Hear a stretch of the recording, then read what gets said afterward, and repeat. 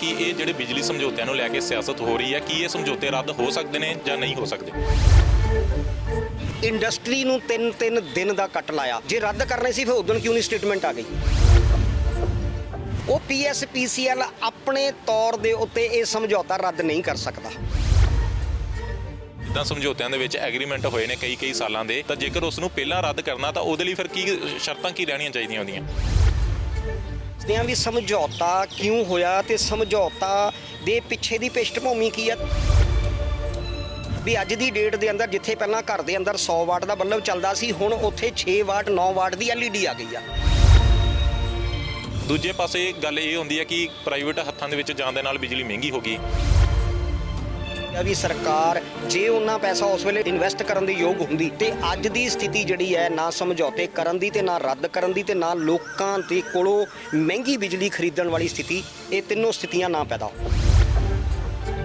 ਪਿਛਲੇ ਕਰੀਬ 3-4 ਸਾਲ ਤੋਂ ਸਰਕਾਰ EMPLOYE ਘਟਣ ਦੇ ਬਾਵਜੂਦ ਉਹਨਾਂ ਨੂੰ DA ਦੀਆਂ ਕਿਸ਼ਤਾਂ ਨਹੀਂ ਦੇ ਰਹੀ। ਬਿਜਲੀ ਦੇ ਮੁੱਦੇ ਨੂੰ ਲੈ ਕੇ ਪੰਜਾਬ ਦੀ ਸਿਆਸਤ ਲਗਾਤਾਰ ਗਰਮਾਈ ਹੋਈ ਹੈ। ਵਿਰੋਧੀ ਧਿਰਾਂ ਲਗਾਤਾਰ ਸਵਾਲ ਖੜੇ ਕਰ ਰਹੀਆਂ ਸੀ ਕਿ ਪ੍ਰਾਈਵੇਟ ਕੰਪਨੀਆਂ ਦੇ ਨਾਲ ਜਿਹੜੇ ਬਿਜਲੀ ਸਮਝੌਤੇ ਹੋਏ ਨੇ ਉਹਨਾਂ ਨੂੰ ਰੱਦ ਕੀਤਾ ਜਾਵੇ। ਤਾਂ ਆਖਿਰਕਾਰ ਕੈਪਟਨ ਅਮਰਿੰਦਰ ਸਿੰਘ ਹੁਣਾਂ ਨੇ ਤਲਵੰਡੀ ਸਾਬੋ ਥਰਮਲ ਪਲਾਂਟ ਨੂੰ ਬੰਦ ਕਰਨ ਜਾਂ ਉਸ ਨੂੰ ਦੁਬਾਰਾ ਵਿਚਾਰਨ ਦੇ ਜਿਹੜੇ ਨੇ PSPCL ਨੂੰ ਹੁਕਮ ਦੇ ਦਿੱਤੇ ਨੇ। ਪਰ ਸਵਾਲ ਅੱਜ ਵੀ ਉਹੀ ਨੇ ਕਿ ਕੀ ਇਹ ਸਮਝੌਤੇ ਰੱਦ ਹੋ ਸਕਦੇ ਨੇ? ਜੇਕਰ ਹੋ ਸਕਦੇ ਨੇ ਤਾਂ ਕਿਸ ਤਰੀਕੇ ਦੇ ਨਾਲ ਹੋ ਸਕਦੇ ਨੇ? ਕਿਉਂਕਿ ਮਾਹਰ ਕਹਿੰਦੇ ਨੇ ਕਿ ਜਿਹੜਾ ਤਰਕ ਸਰਕਾਰ ਦੇ ਵੱਲੋਂ ਦਿੱਤਾ ਜਾ ਰਿਹਾ ਹੈ ਕਿ ਤਲਵੰਡੀ ਸਾਬੋ ਜਿਹੜੀ ਥਰਮਲ ਪਲਾਂਟ ਹੈਗਾ ਉਹਦੇ ਵੱਲੋਂ ਰਿਕੁਆਇਰਮੈਂਟ ਪੂਰੀ ਨਹੀਂ ਕੀਤੀ ਗਈ ਜਦੋਂ ਲੋੜ ਸੀਗੀ, ਤਾਂ ਅਜਿਹੇ ਤਰਕ ਦੇ ਕੇ ਜਿਹੜੇ ਨੇ ਉਹ ਸਮਝੌਤੇ ਰੱਦ ਨਹੀਂ ਕੀਤੇ ਜਾ ਸਕਦੇ।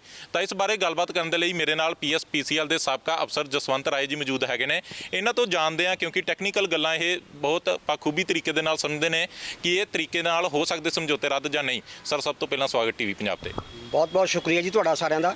ਪੰਜਾਬ TV ਵਿਸ਼ੇਸ਼ ਕਰਕੇ ਤੁਸੀਂ ਜਿਹੜਾ ਉਪਰਾਲਾ ਕਰ ਰਹੇ ਹੋ ਵੀ ਪੰਜਾਬ ਦੇ ਲੋਕਾਂ ਨੂੰ ਇਸ ਵਿਸ਼ੇ ਦੇ ਉੱਤੇ ਜਿੱਥੇ ਪੋਲੀਟੀਕਲ ਪਾਰਟੀਆਂ ਜਾਂ ਸਰਕਾਰ ਜਿਹੜੀ ਆ ਲੋਕਾਂ ਨੂੰ ਗੁੰਮਰਾਹਕੁਨ ਚੱਕਰ ਦੇ ਵਿੱਚ ਲੈ ਗਈ ਆ, ਉਹਦੇ ਚੋਂ ਬਾਹਰ ਕੱਢਣ ਲਈ ਤੁਸੀਂ ਇੱਕ ਸਪਸ਼ਟ ਨੀਤੀ ਜਿਹੜੀ ਹੈ ਲੋਕਾਂ ਨੂੰ ਦੱਸਣ ਜਾ ਰਹੇ ਹੋ। ਬਹੁਤ ਬਹੁਤ ਸ਼ੁਕਰੀਆ ਸਾਰੇ ਸਰੋਤਿਆਂ ਦਾ ਦੇ ਥਰੂ ਅਸੀਂ ਰੂਬਰੂ ਹੋ ਰਹੇ ਹਾਂ। ਅੱਛਾ, ਮੇਰਾ ਪਹਿਲਾ ਲੋਕਾਂ ਦਾ ਸਿੱਧਾ ਸਵਾਲ ਹੈਗਾ ਕਿ ਇਹ ਜਿਹੜੇ ਬਿਜਲੀ ਸਮਝੌਤਿਆਂ ਨੂੰ ਲੈ ਕੇ ਸਿਆਸਤ ਹੋ ਰਹੀ ਹੈ, ਕੀ ਇਹ ਸਮਝੌਤੇ ਰੱਦ ਹੋ ਸਕਦੇ ਨੇ ਜਾਂ ਨਹੀਂ ਹੋ ਸਕਦੇ? ਤੁਹਾਡਾ ਸਵਾਲ ਵੀ ਬਹੁਤ ਵਧੀਆ ਤੇ ਲੋਕਾਂ ਲਈ ਕਲੀਅਰ ਹੋਣਾ ਵੀ ਬਹੁਤ ਜ਼ਰੂਰੀ ਆ। ਜੇ ਇਹ ਸੱਚੀ ਮੁੱਚੀ ਇਹ ਸਟੇਟਮੈਂਟ ਇੱਦਾਂ ਹੀ ਆ ਤੇ ਫਿਰ ਇਹ 4.5 ਸਾਲ ਨਹੀਂ ਚੱਲਣੇ ਚਾਹੀਦੇ ਸੀ। ਸਰਕਾਰ ਬਦਲੀ ਸੀ ਤੇ ਇਹ ਬਦਲ ਜਾਣੇ ਚਾਹੀਦੇ ਸੀ।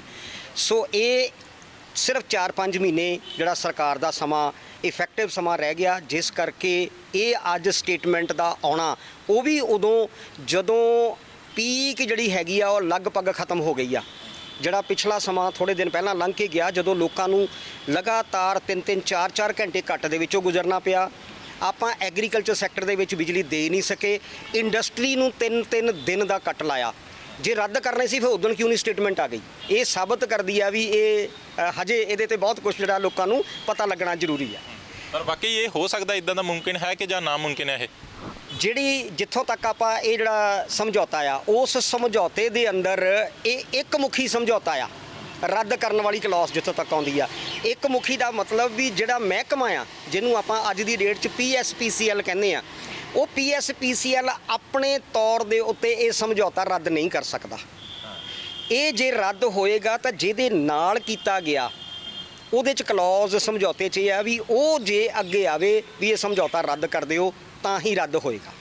ਤਾਂ ਇਹ ਜਿੱਦਾਂ ਸਮਝੌਤਿਆਂ ਦੇ ਵਿੱਚ ਐਗਰੀਮੈਂਟ ਹੋਏ ਨੇ ਕਈ ਸਾਲਾਂ ਦੇ, ਤਾਂ ਜੇਕਰ ਉਸ ਨੂੰ ਪਹਿਲਾਂ ਰੱਦ ਕਰਨਾ ਤਾਂ ਉਹਦੇ ਲਈ ਫਿਰ ਕੀ ਸ਼ਰਤਾਂ ਕੀ ਰਹਿਣੀਆਂ ਚਾਹੀਦੀਆਂ ਉਹਦੀਆਂ? ਮੈਂ ਇਹਦੇ ਤੋਂ ਅੱਗੇ ਵਧਣ ਤੋਂ ਪਹਿਲਾਂ ਤੁਹਾਨੂੰ ਥੋੜ੍ਹੀ ਜਿਹੀ ਇਹਦੀ ਪਿਸ਼ਟਭੂਮੀ 'ਚ ਦੱਸਦੇ ਹਾਂ ਵੀ ਸਮਝੌਤਾ ਕਿਉਂ ਹੋਇਆ ਤੇ ਸਮਝੌਤਾ ਦੇ ਪਿੱਛੇ ਦੀ ਪਿਸ਼ਟਭੂਮੀ ਕੀ ਆ ਤੇ ਸਮਝੌਤੇ ਦੇ ਵਿੱਚੋਂ ਦੋਨਾਂ ਨੂੰ ਮਿਲਣਾ ਕੀ ਸੀਗਾ। ਇਹ ਲਗਭਗ 2008 ਦੀਆਂ ਗੱਲਾਂ ਹੈਗੀਆਂ। 10-12 ਸਾਲ ਪਹਿਲਾਂ 10-12 ਸਾਲ ਪਹਿਲਾਂ ਸਾਡੇ ਕੋਲ ਜਿਹੜਾ PSPCL ਹੈ ਇਹਦੇ ਕੋਲ ਜਿਹੜੀ ਪਬਲਿਕ ਸੈਕਟਰ ਦੀ ਬਿਜਲੀ ਹੈ ਉਹ ਕਰੀਬ 8000 ਮੈਗਾਵਾਟ ਦੇ ਸੀਗੀ, 8 ਤੋਂ 9000 ਦੇ ਕਰੀਬ। ਤੇ ਉਸ ਵੇਲੇ ਜਿਹੜੀ ਮੰਗ ਸੀਗੀ ਉਹ ਕਰੀਬ 11000 ਜਿਹੜੀ ਸੀਗੀ। ਤੇ ਜੇ 8000 ਸੀ 8000 ਤੋਂ 9000 ਦੇ ਕਰੀਬ ਸੀਗੀ ਤੇ 11000 ਦੇ ਕਰੀਬ ਮੰਗ ਸੀ ਤੇ 2 ਤੋਂ 2500 ਜਿਹੜੀ ਸੀਗੀ ਉਹ ਸ਼ਾਰਟੇਜ ਸੀਗੀ ਤੇ 2 ਤੋਂ 2500 ਕਰੀਬ ਸ਼ਾਰਟੇਜ ਸੀਗੀ। ਤੇ ਇਹ ਜਿਹੜੇ ਸਮਝੌਤੇ ਹੈਗੇ ਆ ਇਹਨੂੰ ਇੱਕ ਫੈਕਟਰ ਮੰਨਣਾ ਸੀ ਆਪਾਂ ਵੀ ਇੰਨੇ ਸਾਲਾਂ ਦੇ ਵਿੱਚ ਸਾਡਾ ਪਲਾਂਟ ਲੱਗ ਜਾਊਗਾ, ਇੰਨੇ ਸਾਲਾਂ ਦੇ ਵਿੱਚ ਸਾਡਾ ਖੇਤੀ ਸੈਕਟਰ ਜਿਹੜਾ ਇੰਨਾ ਵਧੂਗਾ, ਇੰਨੇ ਸਾਲਾਂ ਦੇ ਵਿੱਚ ਸਾਡੀ ਇੰਡਸਟਰੀ ਇੰਨੀ ਵਧੂਗੀ, ਇੰਨੇ ਸਾਲਾਂ ਦੇ ਵਿੱਚ ਲੋਕਾਂ ਦੀ ਜਿਹੜੀ ਘਰੇਲੂ ਮੰਗ ਇੰਨੀ ਵਧੂਗੀ। ਉਹਦੇ ਮੁਤਾਬਕ ਸਾਡੇ ਕੋਲ ਇੱਕ ਫੈਕਟਰ ਆਏਗਾ ਵੀ ਓਨੀ ਬਿਜਲੀ ਸਾਨੂੰ ਪੈਦਾ ਕਰਨ ਲਈ ਕੀ ਕਰਨਾ ਪਏਗਾ। ਤੇ ਜਿਹੜੇ ਸਾਡੇ ਆਪਣੇ ਪਬਲਿਕ ਸੈਕਟਰ ਦੇ ਪਲਾਂਟ, ਜਿਹੜੇ ਸਰਕਾਰੀ ਪਲਾਂਟ ਸੀਗੇ, ਵੀ ਉਹ ਇੰਨੇ ਸਮੇਂ 'ਚ ਅੱਗੇ ਆਪਣੀ ਸਮਰੱਥਾ ਵਧਾ ਸਕਦੇ ਆ ਕਿ ਨਹੀਂ ਵਧਾ ਸਕਦੇ। ਸੋ ਉਹਦੇ ਨਾਲ ਕੀ ਹੋਇਆ ਵੀ ਇਹਨਾਂ ਨੇ ਉਸ ਵੇਲੇ ਇੱਕ ਪੱਖ ਲੈ ਲਿਆ। ਉਹ ਪੱਖ ਕੀ ਲੈ ਲਿਆ ਵੀ ਆਪਾਂ ਦੇਖਿਆ ਵੀ ਸਾਡੀ ਇੰਨੀ ਬਿਜਲੀ ਚਾਹੀਦੀ ਆ, ਉਹਦਾ ਜਿਹੜਾ 2 ਮਹੀਨੇ ਦੀ ਸਾਨੂੰ ਬਿਜਲੀ ਮੈਕਸਿਮਮ ਚਾਹੀਦੀ ਹੁੰਦੀ ਜ਼ਿਆਦਾ, ਵੀ ਉਹਦਾ ਪੀਕ ਲੈ ਲਿਆ ਆਪਾਂ। ਇਹ ਨਹੀਂ ਦੇਖਿਆ ਵੀ ਟੈਕਨੋਲੋਜੀ ਅੱਗੇ ਵਧ ਰਹੀ ਆ ਤੇ ਇੰਡਸਟਰੀ ਡਾਊਨਗ੍ਰੇਡ 'ਚ ਜਾ ਰਹੀ ਆ। ਟੈਕਨੋਲੋਜੀ ਅੱਗੇ ਵਧ ਰਹੀ ਹੈ, ਇੰਡਸਟਰੀ ਡਾਊਨਗ੍ਰੇਡ 'ਚ ਜਾ ਰਹੀ ਹੈ। ਟੈਕਨੋਲੋਜੀ ਮਤਲਬ ਵੀ ਅੱਜ ਦੀ ਡੇਟ ਦੇ ਅੰਦਰ ਜਿੱਥੇ ਪਹਿਲਾਂ ਘਰ ਦੇ ਅੰਦਰ 100 ਵਾਟ ਦਾ ਬੱਲਬ ਚੱਲਦਾ ਸੀ, ਹੁਣ ਉੱਥੇ 6 ਵਾਟ 9 ਵਾਟ ਦੀ LED ਆ ਗਈ ਆ। ਜਿੱਥੇ ਸਾਡੇ ਘਰਾਂ ਦੇ ਅੰਦਰ 125 ਵਾਟ ਦਾ ਪੱਖਾ ਚੱਲਦਾ ਸੀ, ਹਾਂ ਹੁਣ ਉਹ 25 ਵਾਟ ਤੇ 65 ਵਾਟ ਦਾ ਪੱਖੇ ਤੱਕ ਆ ਗਏ ਆਪਾਂ। ਇਦਾਂ ਹੀ ਆਪਾਂ ਜਿਹੜੇ ਅਪਲਾਈਐਂਸਿਸ ਹੈਗੇ ਆ, ਉਹ ਆਪਾਂ 3 ਸਟਾਰ 5 ਸਟਾਰ ਰੇਟਿੰਗ ਤੇ ਆ ਗਏ ਆ ਤੇ ਲੋਕ ਪ੍ਰੈਫਰ ਵੀ ਕਰਨ ਲੱਗ ਪਏ। ਉਹਦੇ ਨਾਲ ਕੀ ਹੋ ਗਿਆ ਵੀ ਜਿਹੜੀ ਘਰੇਲੂ ਮੰਗ ਹੈ ਉਹਦੇ 'ਚ ਵੀ ਫਰਕ ਆਇਆ। ਜਿਹੜੀ ਐਗਰੀਕਲਚਰ ਸੈਕਟਰ ਦੀ ਮੰਗ ਹੈ ਉਹਦੇ ਵਿੱਚ ਵੀ ਆਪਾਂ ਇੱਕ ਅੱਗੇ ਨੋਟ ਕੀਤਾ ਹੋਣਾ ਵੀ ਪਹਿਲਾਂ ਆਪਾਂ ਝੋਨਾ ਐਡਵਾਂਸ ਲਾਣਾ ਸ਼ੁਰੂ ਕਰ ਦਿੱਤੇ ਸੀ। ਹੁਣ ਸਰਕਾਰ ਨੇ ਉਹਦੇ ਤੇ ਵੀ ਪਾਬੰਦੀ ਲਾਤੀ, ਇਸੇ ਕਰਕੇ ਵੀ ਜਦੋਂ ਬਾਰਿਸ਼ ਆਉਣ ਵਾਲੀ ਆ ਉਦੋਂ ਜਾ ਕੇ ਝੋਨਾ ਲਾਓ, ਤੇ ਉਹ ਚੀਜ਼ ਵੀ ਆਪਾਂ ਬਦਲ ਲਈ। ਤੀਜਾ ਫੈਕਟਰ ਆ ਗਿਆ ਵੀ ਜਿਹੜੀ ਇੰਡਸਟਰੀ ਦੇ ਵਿੱਚ ਗਰੋਥ ਹੋਣੀ ਸੀ, ਉਹ ਗਰੋਥ ਹੋਣੀ ਹੋਈ ਨਹੀਂ। ਇਸ ਕਰਕੇ ਜਿੰਨੀ ਆਪਾਂ ਪਲਾਂਟ ਸਮਰੱਥਾ ਵਧਾ ਲਈ, ਉਹ ਪਲਾਂਟ ਸਮਰੱਥਾ ਉਨੀ ਆਪਾਂ ਯੂਟਿਲਾਈਜ਼ ਨਹੀਂ ਕਰ ਸਕੇ ਤੇ ਉਸ ਸਮਰੱਥਾ ਕਰਕੇ ਉਹ ਪੀਕ ਲੋਡ ਨੂੰ ਮੰਨ ਕੇ ਆਪਾਂ ਜਿਹੜੇ ਆ ਸਮਝੌਤੇ ਕਰ ਲਏ। ਉਹ ਸਮਝੌਤਿਆਂ ਦੇ ਤਹਿਤ ਪਲਾਂਟ ਲੱਗ ਗਏ ਤੇ ਅੱਜ ਦੀ ਡੇਟ 'ਚ ਜਿੰਨੀ ਸਾਨੂੰ ਬੱਤੀ ਚਾਹੀਦੀ ਆ, ਜਦੋਂ ਆਪਾਂ ਉਹਨਾਂ ਤੋਂ ਲੈਂਦੇ ਆ, ਜਿਹਦੇ ਨਾਲ ਸਮਝੌਤਾ ਕੀਤਾ ਆ ਓਨੇ ਦੀ, ਤੇ ਉਹ ਸਾਨੂੰ ਮਹਿੰਗੀ ਪੈ ਰਹੀ ਆ। ਇਹਦਾ ਵੱਡਾ ਪਾਰਟ ਹੈ। ਦੂਜਾ ਪਾਰਟ ਵੀ ਜੇ ਹੁਣ ਅਸੀਂ ਉਸ ਵੇਲੇ ਜਿਹੜੇ ਸਮਝੌਤੇ ਕੀਤੇ ਆ ਉਹਦੇ ਵਿੱਚ ਕੁਝ ਲਕੂਨੇ ਇਦਾਂ ਦੇ ਰਹਿ ਗਏ। ਉਹ ਲਕੂਨੇ ਉਸ ਵੇਲੇ ਇਸ ਕਰਕੇ ਮੈਂ ਸਮਝਦਾ ਵੀ ਉਹ ਇੱਕ ਪੱਖ ਹੁੰਦਾ ਟੈਕਨੀਕਲ, ਇੱਕ ਪੱਖ ਹੁੰਦਾ ਜਿਹੜਾ ਐਡਮਿਨਿਸਟ੍ਰੇਟਿਵ। ਉਹ ਐਡਮਿਨਿਸਟ੍ਰੇਟਿਵ ਪੱਖ ਤੇ ਟੈਕਨੀਕਲ ਪੱਖ ਦੋ ਅਲੱਗ-ਅਲੱਗ ਪੱਖ ਆ। ਤੀਜਾ ਇਹਨਾਂ ਦੇ ਉੱਪਰ ਆ ਜਿਸ ਵੀ ਜਿਹੜੀ ਸਰਕਾਰ ਹੈ, ਉਸ ਸਰਕਾਰ ਨੇ ਸਮੇਂ ਦੇ ਮੁਤਾਬਕ ਲੋਕਾਂ ਦੇ ਨਾਲ ਕੀਤੇ ਹੋਏ ਵਾਅਦਿਆਂ ਮੁਤਾਬਕ ਸਮਝੌਤੇ ਕਰਨੇ ਹੁੰਦੇ ਆ। ਉਹ ਸਮਝੌਤਿਆਂ ਦੇ ਵਿੱਚ ਮੰਗ ਸਭ ਤੋਂ ਜ਼ਰੂਰੀ ਚੀਜ਼ ਆ। ਮੰਗ ਦੇ ਨਾਲ ਜੁੜਦਾ ਆ ਬਿਜਲੀ ਖੇਤਰ ਦੇ ਅੰਦਰ ਵੀ ਜਿਹੜਾ ਪਲਾਂਟ ਲੱਗਣਾ ਆ, ਵੀ ਉਹ ਕਿੰਨੇ ਸਮੇਂ ਦੇ ਅੰਦਰ ਪੂਰੀ ਸਮਰੱਥਾ ਚੱਲੇਗਾ, ਕਿੰਨਾ ਸਮਾਂ ਉਹਦੀ ਸਮਰੱਥਾ ਘਟੇਗੀ ਤੇ ਸਮਰੱਥਾ ਘਟਣ ਦੇ ਨਾਲ ਉਹਦੀ ਰੈਨੋਵੇਸ਼ਨ ਕਰਕੇ ਕਿੰਨਾ ਫਾਇਦਾ ਲੈ ਸਕਦੇ ਆ।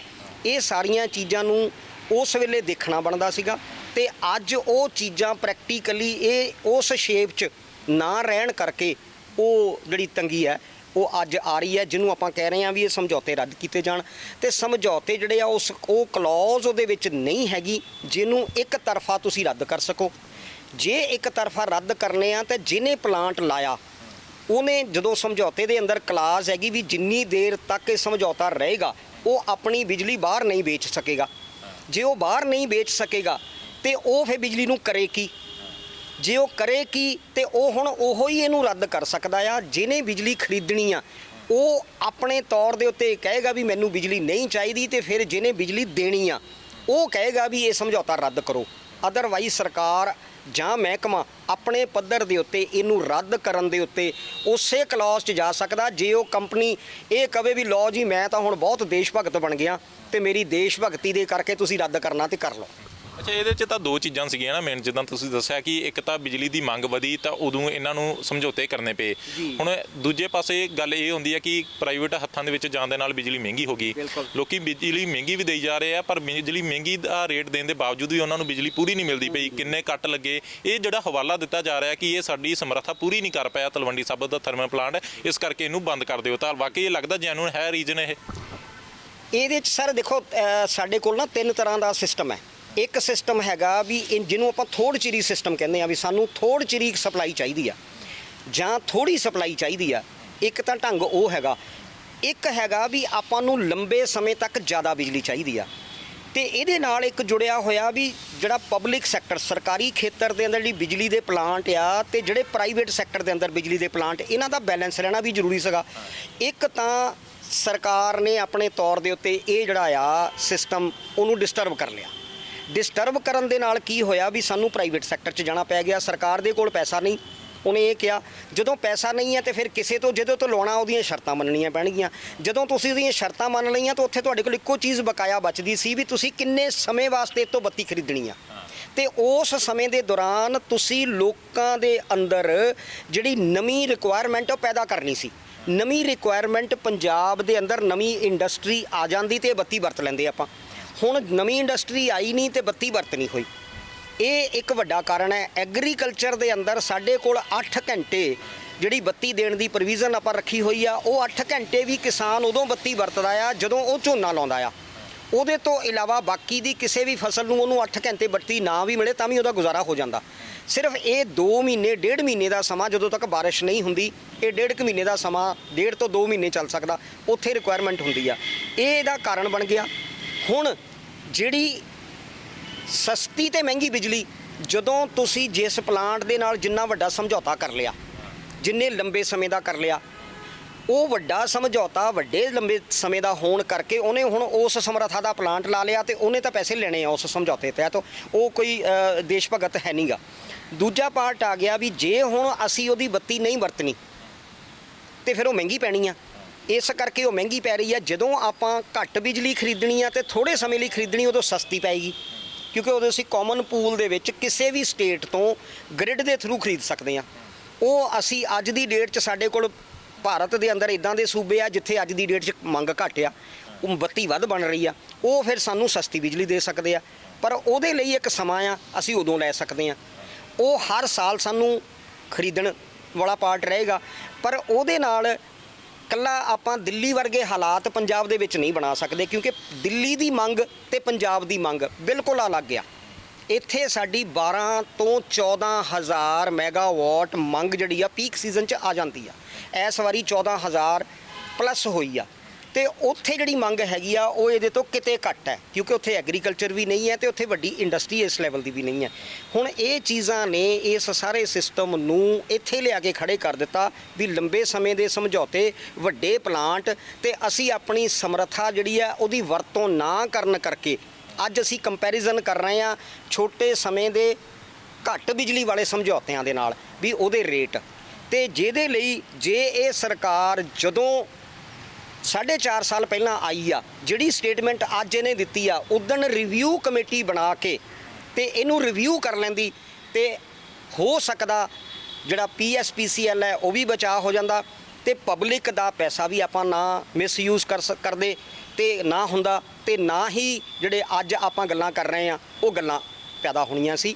ਇਸ ਕਰਕੇ ਇਹ ਸਾਬਤ ਕਰਦਾ ਵੀ ਇਹ ਜਿਹੜਾ ਅੱਜ ਦੀ ਡੇਟ 'ਚ ਸਟੇਟਮੈਂਟ ਹੈ ਇਹ ਪੋਲੀਟੀਕਲ ਜ਼ਿਆਦਾ ਆ ਤੇ ਐਡਮਿਨਿਸਟ੍ਰੇਟਿਵ ਘੱਟ ਲੱਗਦੀ ਹੈ। ਅੱਛਾ, ਇਹਦਾ ਇੱਕ ਸਵਾਲ ਇਹ ਵੀ ਹੈ ਨਾ ਕਿ ਜੇਕਰ ਮੰਨ ਲਓ ਕਿ ਸਮਝੌਤੇ ਰੱਦ ਹੋ ਵੀ ਜਾਂਦੇ ਨੇ ਤਾਂ ਪੰਜਾਬ ਸਰਕਾਰ ਦੇ ਕੋਲ ਆਪਸ਼ਨ ਕੀ ਹੈਗੀ ਆ? ਇਹ ਬਿਜਲੀ ਦੀ ਖਪਤ ਜਿਹੜੀ ਹੋ ਰਹੀ ਹੈ ਇਹ ਪੂਰਤੀ ਕਿੱਦਾਂ ਹੋਏਗੀ ਇਹਦੀ? ਪਹਿਲੀ ਗੱਲ ਤਾਂ ਇਹਦੇ 'ਚ ਇਹ ਹੈਗੀ ਆ ਵੀ ਜੇ ਉਹ ਕੰਪਨੀਆਂ, ਆਪਣੇ ਕੋਲ ਇੱਕ ਪਿੱਛੇ ਜੇ ਨਿਊਜ਼ ਵੀ ਆਪਾਂ ਨੂੰ ਮਿਲੀ ਸੀ, ਉਹ ਨਿਊਜ਼ ਇਹ ਸੀਗੀ ਵੀ ਜਿਹੜੇ ਇਹ ਕੰਪਨੀਆਂ ਨੇ ਪਲਾਂਟ ਲਗਾਏ ਆ, ਉਹ ਕੰਪਨੀਆਂ ਨੇ ਆਪਣੇ ਪਲਾਂਟ PSPCL ਨੂੰ ਓਬਲੀਗ ਸਰਕਾਰ ਨੂੰ ਇਹ ਵੀ ਕਹਿਤਾ ਸੀ ਵੀ ਤੁਸੀਂ ਸਾਡੇ ਕੋਲੋਂ ਖਰੀਦ ਲਓ ਇਹ, ਪਰ ਸਰਕਾਰ ਕੋਲ ਪੈਸਾ ਨਹੀਂ ਹੈ ਇਸ ਕਰਕੇ ਉਹ ਖਰੀਦ ਨਹੀਂ ਸਕਦੀ। ਉਹਨਾਂ ਨੇ ਇਸੇ ਕਰਕੇ ਕਿਹਾ ਸੀਗਾ ਕਿਉਂਕਿ ਉਹਨਾਂ ਨੂੰ ਪਤਾ ਲੱਗ ਗਿਆ ਸੀ ਵੀ ਸਰਕਾਰ ਜਿਹੜੀ ਹੈ ਜਾਂ ਮਹਿਕਮਾ ਜਿਹੜਾ ਆ ਇਦਾਂ ਦਾ ਸਿਸਟਮ ਨਹੀਂ ਡਿਵੈਲਪ ਕਰ ਸਕਿਆ ਵੀ ਜਿਹੜੇ ਉਹਨੂੰ ਇੰਨੀ ਬਿਜਲੀ ਚਾਹੀਦੀ ਹੋਵੇ। ਇਸ ਕਰਕੇ ਇਹ ਰਿਵਿਊ ਹੋ ਸਕਦੇ ਆ। ਜੇ ਰਿਵਿਊ ਹੋ ਸਕਦੇ ਆ ਤੇ ਅਸੀਂ ਕਿਉਂ ਨਾ ਉਹ ਤੋਂ ਪਹਿਲਾਂ ਹੀ ਇਹਨਾਂ ਨੂੰ ਵੇਚ ਦਈਏ। ਰਹੀ ਗੱਲ ਵੀ ਜਿੰਨੀ ਬਿਜਲੀ ਆਪਾਂ ਬਾਹਰੋਂ ਖਰੀਦ ਕੇ ਲਿਆ ਕੇ ਦੇਣੀ ਸੀਗੀ, ਖਰੀਦੀ ਜਾ ਸਕਦੀ ਆ, ਪਰ ਉਹਦੇ ਲਈ ਦੋ ਚੀਜ਼ਾਂ, ਇੱਕ ਪਾਸੇ ਜਨਰੇਸ਼ਨ ਆ, ਦੂਜੇ ਪਾਸੇ ਜਿਹੜਾ ਸਾਡਾ ਟਰਾਂਸਮਿਸ਼ਨ ਸਿਸਟਮ ਆ। ਟਰਾਂਸਮਿਸ਼ਨ ਸਿਸਟਮ ਨੂੰ ਅਸੀਂ ਇਹਦੇ ਹਾਣ ਦਾ ਹਜੇ ਵੀ ਨਹੀਂ ਕਰ ਸਕੇ ਵੀ ਬਾਹਰੋਂ ਅਸੀਂ ਜਿਹੜੀ 14,000 ਮੈਗਾਵਾਟ ਬਿਜਲੀ ਉਹ ਲਿਆ ਕੇ ਡਿਸਟ੍ਰੀਬਿਊਟ ਕਰ ਸਕੀਏ। ਇਸ ਕਰਕੇ ਸਾਨੂੰ ਆਪਣੇ ਇੰਟਰਨਲ ਸਿਸਟਮ ਦੇ ਵਿੱਚ ਵੱਖਰੀ ਵੱਖਰੀ ਜਗ੍ਹਾ ਤੇ ਪਲਾਂਟ ਲਾ ਕੇ ਉੱਥੋਂ ਇਹਨੂੰ ਜਿਹੜਾ ਆ ਉਹ ਡਿਸਟ੍ਰੀਬਿਊਟ ਕਰਨਾ ਪੈ ਰਿਹਾ। ਅੱਛਾ, ਤੁਸੀਂ ਤਾਂ ਡਿਪਾਰਟਮੈਂਟ 'ਚ ਰਹੇ ਵੀ ਹੋ। ਇਹ ਜਦੋਂ ਸਮਝੌਤੇ ਹੋਏ ਨੇ 2008-9 ਦੇ ਵਿੱਚ ਤਾਂ ਉਦੋਂ ਸਰਕਾਰ ਦੇ ਵੱਲੋਂ ਸਰਕਾਰੀ ਥਰਮਲ ਪਲਾਂਟ ਕਿਉਂ ਨਹੀਂ ਲਗਵਾਏ ਗਏ?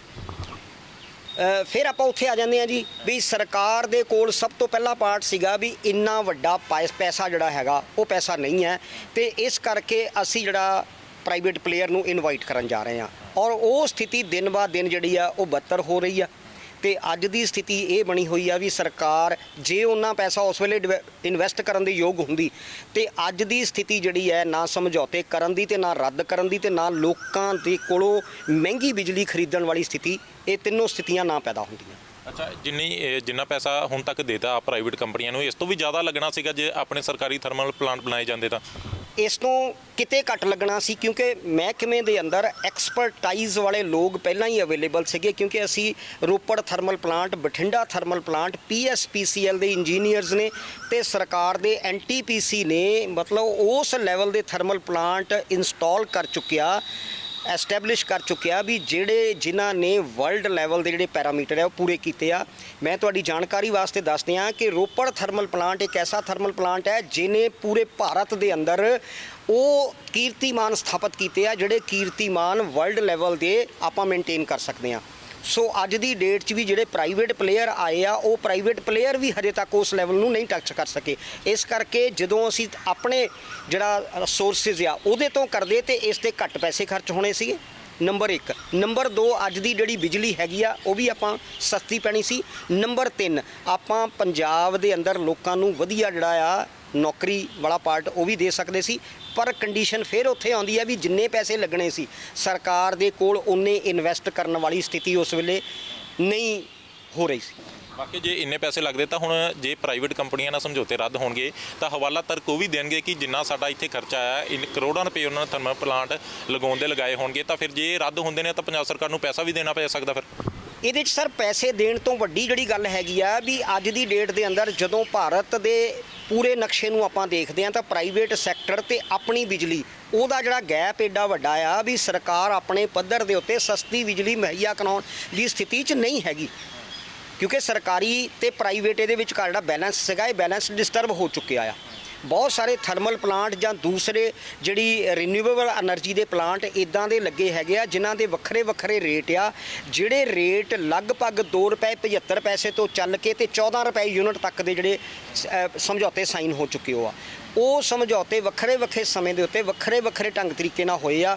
ਸੋ ਅੱਜ ਦੇ ਸਮੇਂ ਦੇ ਮੁਤਾਬਕ ਇਹ ਚੀਜ਼ਾਂ ਕਿਉਂਕਿ ਟੈਕਨੋਲੋਜੀ ਐਡਵਾਂਸ ਹੋ ਗਈ ਆ, ਇਸ ਕਰਕੇ ਜਿਹੜਾ ਪੁਰਾਣਾ ਇਕਵਿਪਮੈਂਟ ਲੱਗਾ ਹੋਇਆ ਉਹ 5 ਤੋਂ 7 ਸਾਲ ਤੱਕ ਆਪਣੀ ਪੂਰੀ ਸਮਰੱਥਾ ਤੇ ਚੱਲਦਾ, 7 ਸਾਲ ਤੋਂ ਬਾਅਦ ਉਹਦੀ ਸਮਰੱਥਾ ਘਟਦੀ ਜਾਂਦੀ ਆ। ਸੋ ਇਹ ਆਉਣ ਵਾਲੇ ਸਮੇਂ ਦੇ ਅੰਦਰ ਇਹਦੇ ਜਿਹੜੇ ਹੋਰ ਇਲ ਇਫੈਕਟ ਆਉਣ ਦੀ ਸੰਭਾਵਨਾ ਬਜਾਏ ਕਿ ਆਪਾਂ ਇਹਦੇ ਤੋਂ ਸਸਤੇ ਵਾਲੇ ਪਾਸੇ ਚੱਲਦੇ। ਕੋਈ ਇਹਦਾ ਸਰ ਆਈਡੀਆ ਹੁੰਦਾ ਕਿ ਥਰਮਲ ਪਲਾਂਟ ਜੇਕਰ ਇੱਕ ਐਸਟੈਬਲਿਸ਼ ਕਰਨਾ ਤਾਂ ਕਿੰਨਾ ਕੋਈ ਇਹਦਾ ਖਰਚਾ ਹੁੰਦਾ? ਲਗਭਗ ਜਿਹੜਾ ਹੈਗਾ 1 ਮੈਗਾਵਾਟ ਬਿਜਲੀ ਪੈਦਾ ਕਰਨ ਵਾਸਤੇ ਕੋਈ 750 ਕਰੋੜ ਰੁਪਈਆ ਜਿਹੜੀ ਹੈ ਉਹ ਇਸ ਵੇਲੇ ਦੀ ਟੈਂਟੇਟਿਵ ਕਾਸਟ, ਹਾਂਜੀ ਟੈਂਟੇਟਿਵ ਕਾਸਟ ਹੈਗੀ ਆ। ਸੋ ਜੇ ਆਪਾਂ ਇਹਨੂੰ ਰੀਅਲਿਸਟਿਕ ਫਿਗਰ ਸਾਹਮਣੇ ਲਿਆ ਕੇ ਦੇਖੀਏ ਤੇ ਪਿਛਲੇ ਕਰੀਬ 3-4 ਸਾਲ ਤੋਂ ਸਰਕਾਰ ਐਮਪਲੋਈ ਘਟਣ ਦੇ ਬਾਵਜੂਦ ਉਹਨਾਂ ਨੂੰ ਡੀਏ ਦੀਆਂ ਕਿਸ਼ਤਾਂ ਨਹੀਂ ਦੇ ਸਕੀ। ਉਹਦੇ ਨਾਲ ਦੀ ਨਾਲ ਆਪਾਂ ਦੇਖ ਰਹੇ ਹਾਂ ਪਿਛਲੇ 4-5 ਦਿਨਾਂ ਤੋਂ ਜਦੋਂ ਤੋਂ ਪੇ ਕਮਿਸ਼ਨ ਦੀ ਰਿਪੋਰਟ ਜਿਹੜੀ 1/1/2016 ਨੂੰ ਆਉਣੀ ਸੀ, ਲਾਗੂ ਹੋਣੀ ਸੀ, ਹਜੇ ਤੱਕ ਉਹ ਲਾਗੂ ਨਹੀਂ ਹੋਈ ਤੇ ਜਦੋਂ ਉਹਨੂੰ ਅਨਾਉਂਸ ਵੀ ਕੀਤਾ ਆ ਤੇ ਪੂਰੇ ਪੰਜਾਬ ਦੇ ਅੰਦਰ ਸਾਰੇ ਮਹਿਕਮਿਆਂ ਦੇ EMPLOYE ਜਿਹੜੇ ਆ, ਚਾਹੇ ਉਹ ਚੰਡੀਗੜ੍ਹ ਚਲਾ ਲਈਏ, ਚਾਹੇ ਉਹ ਪਟਿਆਲੇ ਚਲਾ ਲਈਏ, ਚਾਹੇ ਆਪਣੇ ਡਿਸਟ੍ਰਿਕਟ ਹੈੱਡਕੁਆਰਟਰਾਂ ਤੇ ਉਹ ਐਜੀਟੇਸ਼ਨ ਤੇ ਤੁਰੇ ਹੋਏ ਆ। ਇਹਦਾ ਮਤਲਬ ਵੀ ਸਰਕਾਰ ਦੇ ਕੋਲ ਉਹ ਸਮਰੱਥਾ ਹੈ ਨਹੀਂ ਜਿਹਦੇ ਨਾਲ ਉਹ ਆਪਣਾ ਜਿਹੜਾ ਆ ਮਹਿਕਮਾ ਜਿਹੜੇ ਪਲਾਂਟ ਹੈਗੇ ਉਹ ਲਗਾ ਸਕੇ। ਤੇ ਜੇ ਉਹ ਅੱਜ ਦੀ ਡੇਟ 'ਚ ਲਗਾਉਣ ਦੀ ਸਮਰੱਥਾ 'ਚ ਨਹੀਂ ਹੈਗੀ ਤੇ ਫਿਰ ਇਹ ਜਿਹੜੇ ਸਮਝੌਤੇ ਰੱਦ ਕਰਨ ਤੋਂ ਬਾਅਦ ਕੀ ਪੂਰੇ ਪੰਜਾਬ ਨੂੰ ਆਪਾਂ ਹਨੇਰੇ 'ਚ ਲਿਜਾਣਾ ਚਾਹੁੰਦੇ ਆ? ਇਹ ਵੀ ਇੱਕ ਬਹੁਤ ਵੱਡਾ ਸਵਾਲ ਖੜਾ ਕਰਦਾ ਹੈ। ਅੱਛਾ, ਆਖਰੀ ਸਵਾਲ ਹੈ ਮੇਰਾ, ਫਿਰ ਅਖੀਰ ਦੇ ਵਿੱਚ ਇਹੀ ਕਿਹਾ ਜਾ ਸਕਦਾ ਕਿ ਇਹ ਜਿਹੜੇ ਸਮਝੌਤੇ ਰੱਦ ਨਹੀਂ ਹੋ ਸਕਦੇ? ਫਿਰ ਜਿੱਦਾਂ ਦੀ ਸਥਿਤੀ ਸਮਝੌਤੇ ਜਿਹੜੇ ਲਿਖਤੀ ਤੌਰ ਤੇ ਹੋਏ ਆ ਉਹਦੇ ਵਿੱਚ ਕੋਈ ਐਸੀ ਕਲੌਜ਼ ਨਹੀਂ ਹੈ ਕਿ PSPCL ਜਾਂ ਸਰਕਾਰ ਆਪਣੇ ਤੌਰ ਦੇ ਉੱਤੇ ਕੋਈ ਸਮਝੌਤਾ ਰੱਦ ਕਰੇ। ਜੇ ਰੱਦ ਕਰੇਗੀ ਤੇ ਉਹਦੀਆਂ ਸ਼ਰਤਾਂ ਦੇ ਤਹਿਤ ਉਹ ਆਰਬੀਟ੍ਰੇਟਰ ਕੋ ਜਾ ਸਕਦੇ ਆ, ਉਹ ਕੋਰਟ ਦੇ ਵਿੱਚ ਜਾ ਸਕਦੇ ਆ ਔਰ ਆਰਬੀਟ੍ਰੇਟਰ ਔਰ ਕੋਰਟ ਜਿਹੜੀ ਹੈਗੀ ਆ ਉਹ ਸਮਝੌਤੇ ਦੀ ਮੱਦ ਦੇ ਮੁਤਾਬਕ ਕਾਨੂੰਨਨ ਪ੍ਰੋਵੀਜ਼ਨ ਹੈ ਵੀ ਉਹ ਮੱਦ ਦੇ ਮੁਤਾਬਕ ਸਰਕਾਰ ਨੂੰ ਜਾਂ ਮਹਿਕਮੇ ਨੂੰ ਹੋ ਸਕਦਾ ਵੱਡੀ ਪੈਨਲਟੀ ਪੇ ਕਰਨੀ ਪਵੇ। ਤੇ ਇਸ ਕਰਕੇ ਇਹ ਸਮਝੌਤੇ ਹਜੇ ਤੱਕ ਰੱਦ ਹੋਣ ਦੀ ਸੰਭਾਵਨਾ ਨਹੀਂ, ਇਹ ਸਟੇਟਮੈਂਟ ਹੀ ਨਜ਼ਰ ਆਉਂਦੀ। ਧੰਨਵਾਦ ਸਰ ਗੱਲਬਾਤ ਕਰਨ ਦੇ ਲਈ। ਸੋ ਸਿੱਧੇ ਤੌਰ ਤੇ ਜਿਹੜਾ ਉਹ ਸਿਆਸਤਦਾਨਾਂ ਦੇ ਵੱਲੋਂ ਚੋਣਾਂ ਨਜ਼ਦੀਕ ਆ ਰਹੀਆਂ ਨੇ ਤੇ ਲੋਕਾਂ ਨੂੰ ਲੁਭਾਉਣ ਦੀ ਇੱਕ ਕੋਸ਼ਿਸ਼ ਕੀਤੀ ਜਾ ਰਹੀ ਹੈ, ਕਿਉਂਕਿ ਵਿਰੋਧੀ ਧਿਰਾਂ ਵੀ ਇਹੀ ਗੱਲ ਕਹਿੰਦੀਆਂ ਨੇ ਕਿ ਜੇਕਰ ਇਹ ਸਮਝੌਤੇ ਰੱਦ ਹੋ ਸਕਦੇ ਸੀ ਤਾਂ ਸਰਕਾਰ 4.5 ਸਾਲ ਤੱਕ ਕੀ ਕਰਦੀ ਰਹੀ, ਕਿਉਂ ਰਿਵਿਊ ਨਹੀਂ ਕੀਤਾ ਗਿਆ ਤੇ 4.5 ਸਾਲ ਪਹਿਲਾਂ ਹੀ ਕਿਉਂ ਨਹੀਂ ਇਹ ਸਮਝੌਤੇ ਰੱਦ ਕਰ ਦਿੱਤੇ ਗਏ। ਤਾਂ ਸਿੱਧੇ ਤੌਰ ਤੇ ਜੇਕਰ ਕਿਹਾ ਜਾਵੇ ਤਾਂ ਵਿੱਚ ਬਹੁਤ ਸਾਰੀਆਂ ਕੁੰਡੀਆਂ ਹੈਗੀਆਂ ਨੇ, ਜਿਸ ਕਾਰਨ ਜਿਹੜੇ ਇਹ ਸਮਝੌਤੇ ਰੱਦ ਕਰਨੇ ਇੰਨੇ ਜ਼ਿਆਦਾ ਆਸਾਨ ਨਹੀਂ ਹੈਗੇ। ਕੈਮਰਾਮੈਨ ਰਵਿੰਦਰ ਕੁਮਾਰ ਦੇ ਨਾਲ ਮਨਪ੍ਰੀਤ ਸਿੰਘ ਕਾਲੋਂ, ਟੀਵੀ ਪੰਜਾਬ, ਜਲੰਧਰ। ਸਤਿ ਸ਼੍ਰੀ ਅਕਾਲ ਜੀ, ਮੈਂ ਨਿਰਮਲ ਮਾਨ ਪੂਰਾ ਟੈਕਸ ਸੈਟਲਮੈਂਟ ਤੋਂ। ਇਹ ਤੁਸੀਂ ਵੀਡੀਓ ਦੇਖ ਰਹੇ ਸੀ ਟੀਵੀ ਪੰਜਾਬ ਦੇ ਉੱਤੇ। ਇਹੋ ਜਿਹੇ ਹੋਰ ਜਾਣਕਾਰੀ ਭਰਪੂਰ ਵੀਡੀਓ ਦੇਖਣ ਵਾਸਤੇ ਟੀਵੀ ਪੰਜਾਬ ਦੇ ਚੈਨਲ ਨੂੰ ਸਬਸਕ੍ਰਾਈਬ ਕਰੋ ਤੇ ਨਾਲ ਹੇਠ ਦਿੱਤੇ ਹੋਏ ਬੈਲ ਆਈਕਨ ਦੇ ਬਟਨ ਦਬਾਓ। ਸਤਿ ਸ਼੍ਰੀ ਅਕਾਲ।